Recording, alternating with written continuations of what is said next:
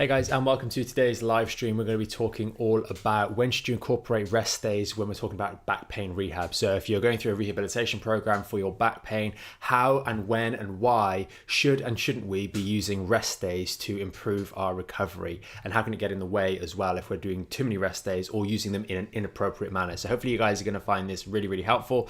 As always, if you're new to the channel, please do consider subscribing. We do these live streams every single weekday, and today's going to be no different. At the end, we'll have the Q&A with Lara the other side of the camera. We'll go through those questions and hopefully give you guys some really helpful guidance on this topic and other things related to back pain. So with that being said, let's get it into today's live stream.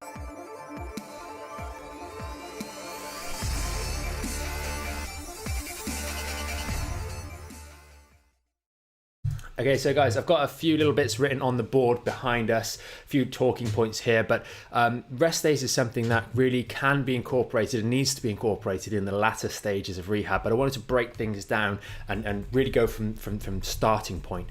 And if for your reference, if you're not part of our Back in Shape group, then rehab is really broken down into a few phases. The first part is that relief-based rehab that we're doing. We call this phase one. So that's those first simplistic exercises that aren't really strengthening, but they're maybe movements or little stretches that can help take pressure off certain structures in the lower back to make sure that you're not making the problem worse, and also unload your spine so it can more effectively heal and get the respite it needs. And these would be those relief-based exercises. The second part of that same segment, that same phase one, is skill-based exercises, and this may be learning to engage the core muscles. And both of these, there's no need whatsoever to have any sort of rest days at this stage of recovery. Basically, that what you're saying by taking a rest day at this point is I'm going to spend a day not doing anything good for my back and only doing the bad activities, the day in, day out activities that I do, which are actually worsening the problem. So when it comes to relief-based phase one exercises, those need to be done day in, day out. And if you're suffering with back pain, those should be continued through what we would call phase two and phase three, which is when we start to incorporate strengthening exercises. So no rest days needed when we're talking about those relief and skill-based exercises, because those are there to really help move us towards the point where we can start doing some of those strengthening exercises. So very, very important takeaway, because sometimes we do get that question asked. Now, the second part is going to be those strengthening activities. So in a lot of cases of back pain, we've got inefficiencies in the muscles, we've got bad movement patterns, we've got just general weakness that is not allowing our body to effectively protect and support that lumbar spine. And that's why things have become injured, why things have gotten worse over a period of time, why we've got repetitive stress leading to that disc bulge or those disc injuries at L5S1 or L4-5, why we have back pain in the first place. And there's no getting around it. We have to do strengthening as part of our rehab, whether patients are coming in to see us in the clinic and we're doing some treatment, or whether they're part of the Back in Shape membership group and doing their rehab at home without any treatment. There is no getting around the fact that you have to do those strengthening exercises to build things back up, because most cases, the overwhelming majority, that back pain has come on slowly or built up slowly over a period of time. And in many cases, it started off as maybe a bit of an ache and becomes something that's much more debilitating over time, or you're on the way there, and we want to really avoid that. So strengthening is an integral part of this, and we need to do it safely and effectively. We've already mentioned that relief days, you do not need rest days when you're talking about the relief phase and relief and skill-based exercises. But what if you have a flare-up? What happens there? Well, sometimes it is actually appropriate to have those rest days when we're talking about flare-up. And a rest day for us and for you should mean going back to those relief-based exercises if it's caused by a flare-up. So let's suppose you're halfway through phase two, you started doing some strengthening exercises, but you had to run for the bus Tuesday afternoon and your back's flared up a little bit. There is absolutely no shame taking a rest day and taking a step back down and doing a day or 2 days of just a phase one relief-based exercises to really help your body go back through the lumbar decompression towel exercise, getting some ice on there and doing some hip stretches to make sure those hips are nice and mobile, to just settle things down after an unfortunate event. Remember, when it comes to back pain, we can't put you guys in a test tube. We can't remove all the external stresses and strains that happen to us on a daily basis that are part of just daily living. It's not like an ankle or a wrist where we can put a cast on it and protect it from any further damage. Our back is used every day, whether we like it or not. So flare-ups do happen along the way, and it's important to not let it get you down too much.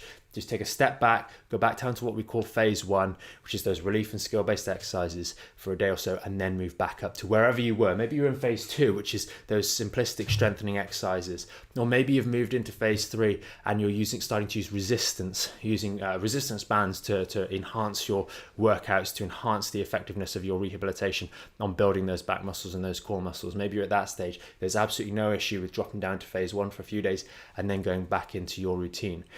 Now, when we're talking about phase 2 is the introduction of certain exercises. This might be some light squats. It might be other simplistic exercises like the dead bug variations that we talk about.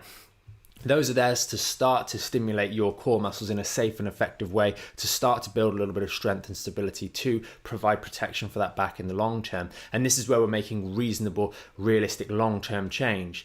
Now, in the early parts of phase 2, it may be necessary to have what we call a rest day or an alternating day as we're moving into that phase 2 for the first week or so. And what works for a lot of people is that they maybe do one day where they're doing the strengthening routine and one day where they're doing what we call phase 1, which is a relief-based routine. And then the next day they go back up to phase 2.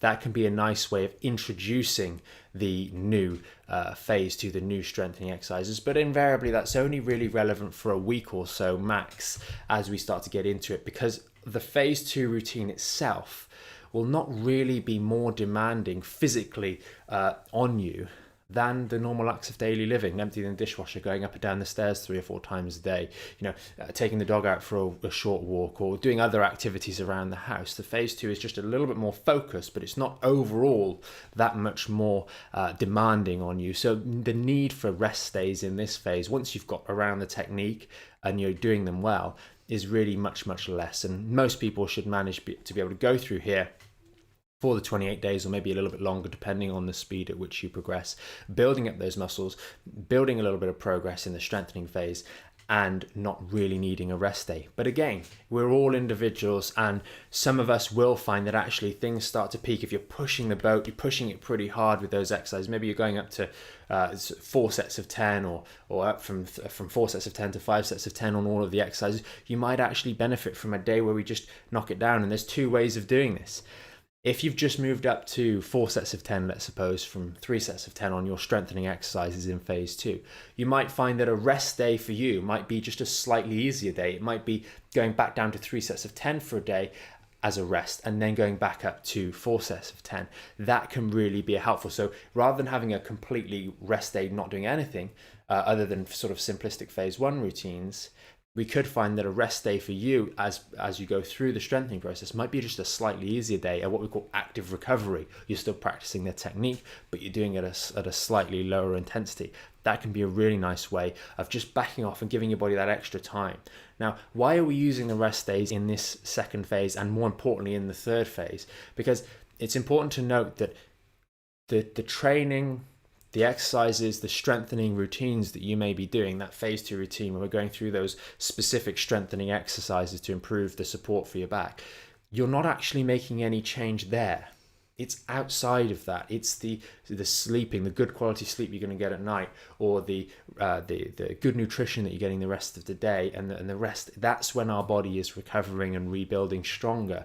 It's not actually during that workout. The workout creates the stimulation that we're doing in the phase 2 to actually then allow our body to start to respond to that stimulation and grow and build back stronger. So that's very important. Sometimes we get people that go the opposite of a rest day, and they do 2 or 3 workouts in one day, and that is not helpful at this stage of recovery. We really don't want to be doing those. That's going to really lead to overworking, and actually you're not going to be recovering between sessions. So sometimes it is necessary to have a small drop down, maybe once every couple of weeks. You might find having that extra little day where we just go back to phase 1, or we lower the intensity slightly, can help give us the respite we need to continue that recovery process. So a very, very good one.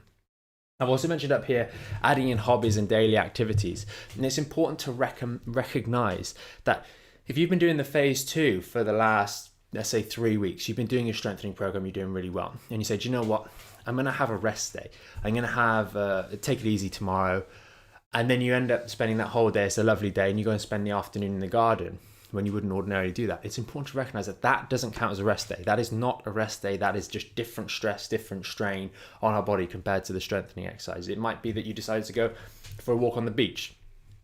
that would not be a rest day. That would be a different form of exercise, a different form of activity, and a different form of stress and strain on our bodies, which may result in a little bit of a kickback, a little bit of irritation.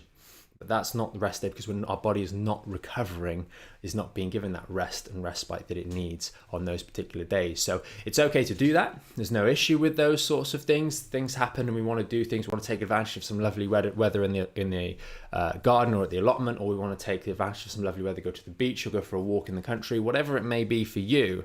That's completely okay. But don't think of that as a rest day. That is just another day of working out.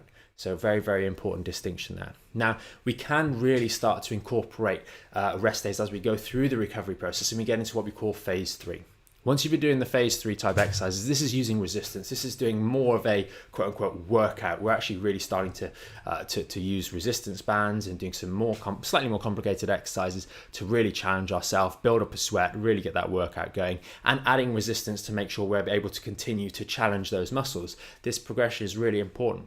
But once we've been doing phase 3 sort of exercises for about a month or so, it can actually start to become more helpful to every now and then periodically add in those rest days, because those do help us continue to make that improvement, to continue to make that progress. And that might mean that a month on, we're maybe doing 5 days of working out every day, and then 2 days in the week we have as quote unquote rest days, where we just go through phase 1, or we do a slightly lower intensity day. That can really, really help, because all of these routines that we recommend in the Back in Shape, they tend to be around about 20 to 30 minute routines max. So they're not going to be 1 hour workouts. They're not going to be killing you in that manner. They are going to be reasonable workouts that are very timely and don't take up too much time. Apart from maybe when you're learning them, they might take a little bit longer, maybe 40 minutes, 45 minutes, an hour, if you're learning the technique, which is completely okay. But once you're at the phase 3 level, really the routines themselves should be very simple. You should be able to get through them in a nice, timely manner.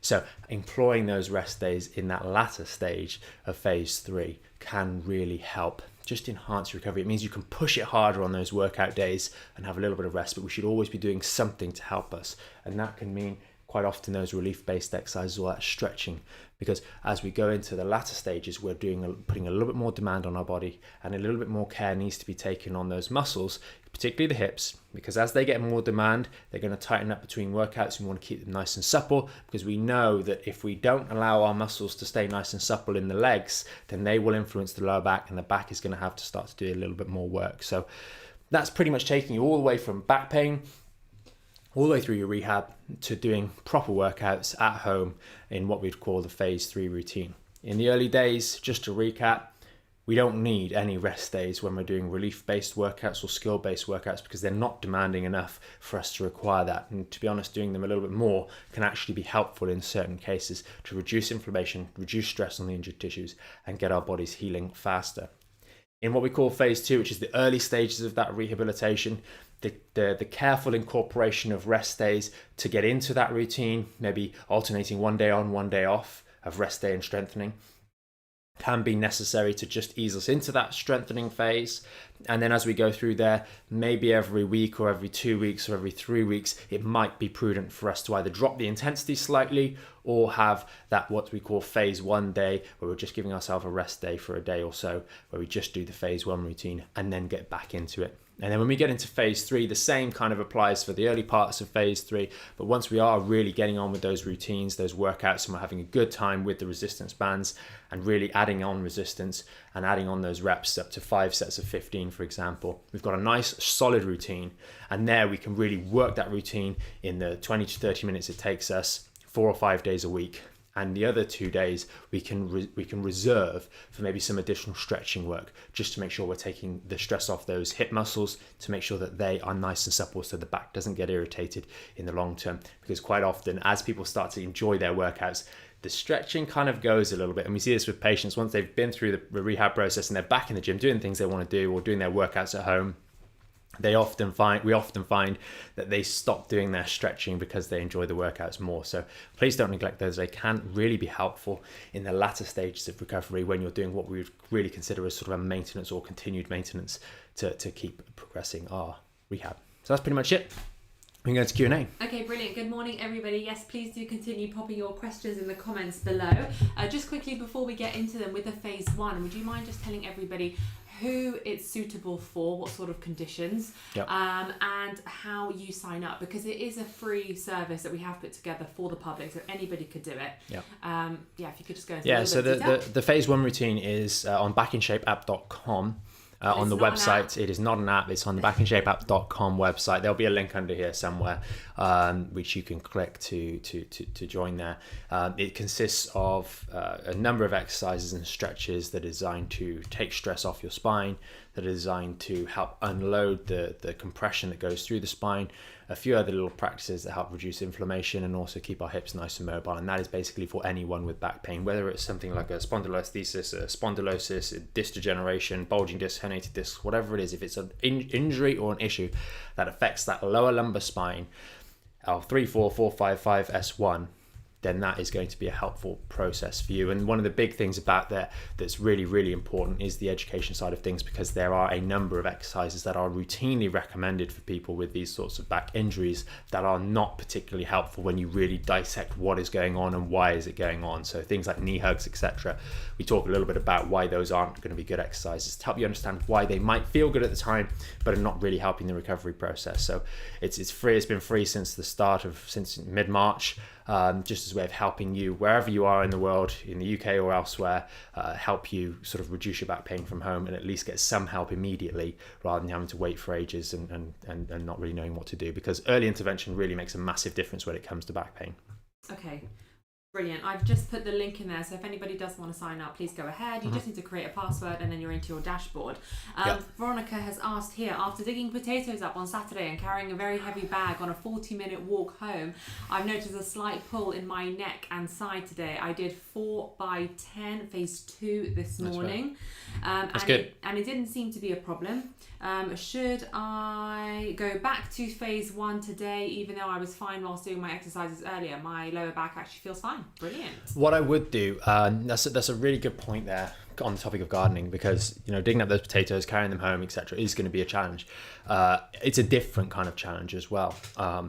If you've been going well with the phase 2 work, then that's great, but that does pose a different challenge. One thing that's really, really important is we always have that towel exercise in the ice. So whenever we do anything a little bit different, when we know it's a little bit out of the ordinary, as soon as we get in, we want to get on that towel, we want to get that ice on the lower back, just as a sort of keepsake. We want to make sure there's no excessive reaction to what we've done. It's always better to do that immediately rather than leave it to the next day to see how it's going. Now, on the topic of doing the phase 2 versus phase 1, it sounds like everything's fine, so I would continue with phase 2. But what I would suggest is that the carrying of the sack is going to put a bit of stress through the trapeze. We're going to put a bit of compression through the neck. So I know, Veronica, you're in the premium membership, so actually have a look on the Facebook group. I know there was a short series of little exercises for the neck. It might actually be prudent to just go through that, which is the band exercise for the neck a little bit, and that towel in the base of the neck to support the neck curve. That'll just take a bit of pressure off this lot up here, which is maybe a little bit aggravated from carrying the potatoes on the way home. So that'd be a nice little one. Maybe do that for 2 or 3 days. It's about a 15-minute routine, but that can really help. And there's no need to kind of consider that in the context of the lower back. That should do the job. Awesome. Brilliant to hear that your lower back feels fine after a 40-minute walk back home too. Yeah, good work. That's awesome. For those that are in phase 1, how do you recommend they move into phase 2, i.e. the combo, and when should they move into phase 2? So we kind of touched on that a little bit earlier. So a good way, if you're a little bit of a nervous person, maybe you're not sure because a lot of times people go into rehab and then they get injured because they maybe do the wrong stuff or not with the right technique. Technique is a really important part. Just because you may have done the right exercise with the wrong technique and that's a problem, don't let that put you off doing the exercises in the future. We just need to know. That's really important. But if you're thinking about moving into phase 1, or maybe if you're not, a good indicator of that you're ready to do that is if you're able to walk about 10 to 15 minutes, even if it's a bit of pain.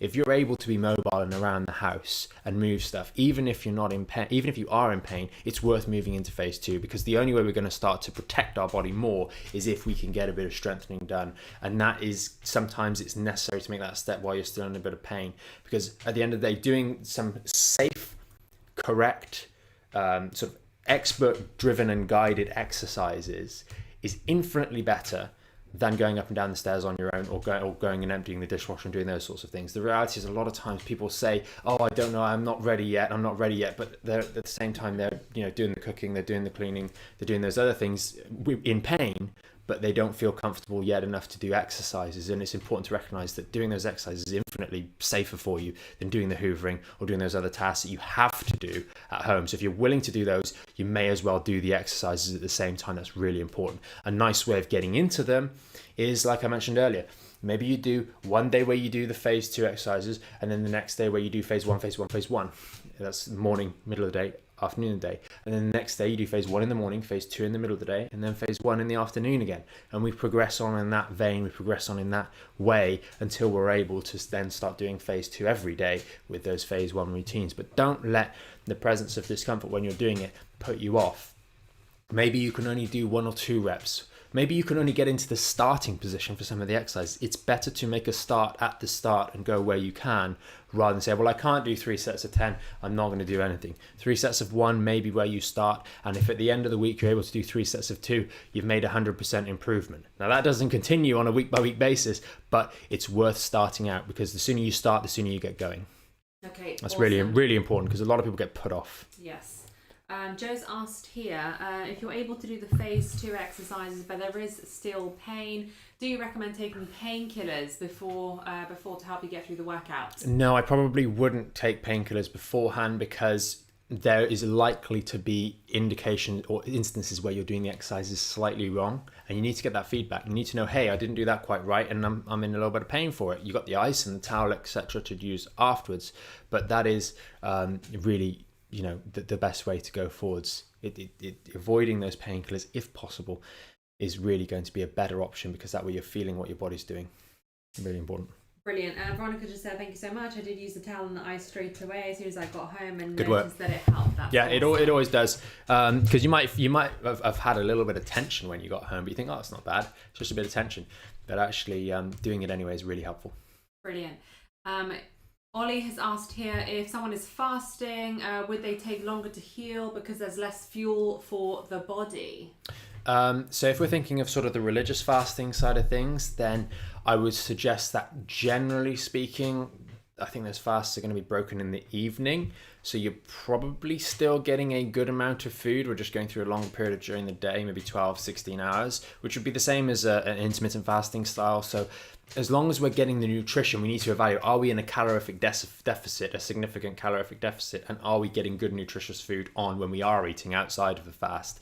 If the answer to that is yes, then there's not really too much in the way of consideration, but you may find working out at different times during that fast is better or worse for you, maybe earlier on in the fast when you've got a bit more energy. But equally, sometimes you might find it better to work out towards the back end. That's kind of up to you.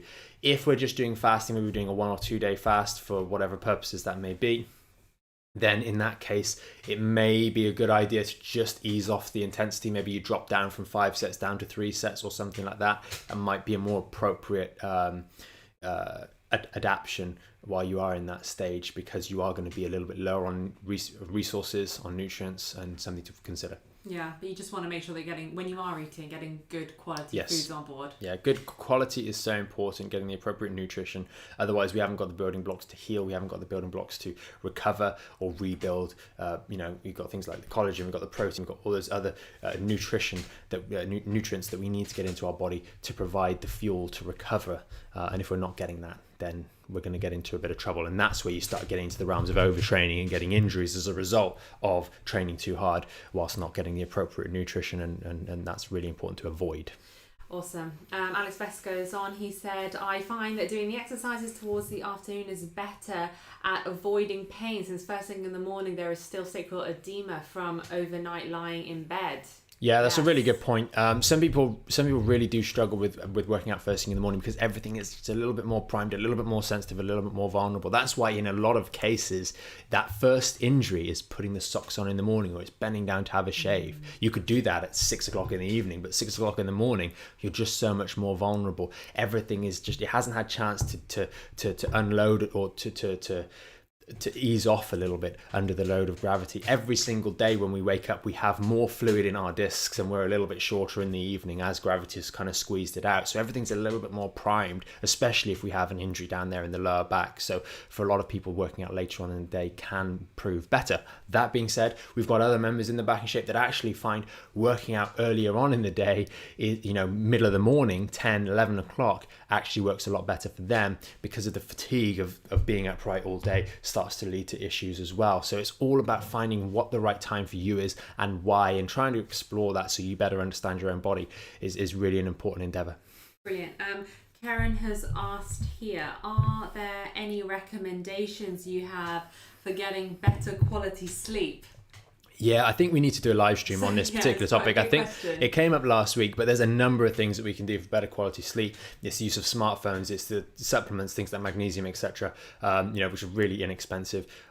You've got the use of blue light glasses, reading in bed. I think we could probably cover this on Friday because it's a really interesting topic. There's lots to it. And the thing is with sleep, it's so important for your testosterone levels as a man and as a woman. It's so important for your general recovery. And obviously that pain can be a issue there. Pain can be something that wakes you, and I know a lot of people with back pain, it is a factor, but equally there's a good number of people that don't have issues with back pain waking them, but they just don't sleep very well. And if we're up until 11, 12 o'clock at night on our smartphone with blue light blasting in our eyes, we're not going to get that secretion of the necessary hormones in order to allow us to shut down and go into that rest and recovery mode. So really, really important topic. Sleep is underrated, but it really is important, and that doesn't mean you sleep all day. That means the right sleep at the right time with the right consistency, and that should do wonders for everything.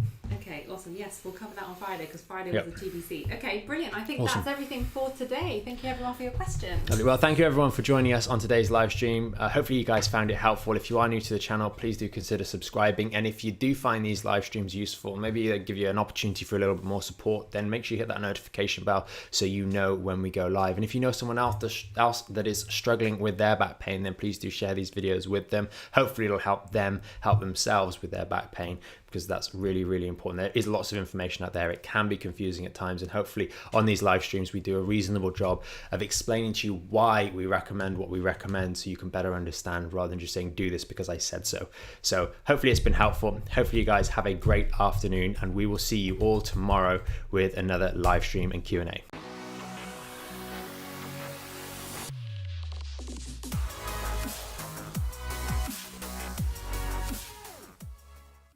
Thanks so much for joining us on today's video. Hopefully you found it packed full of useful information.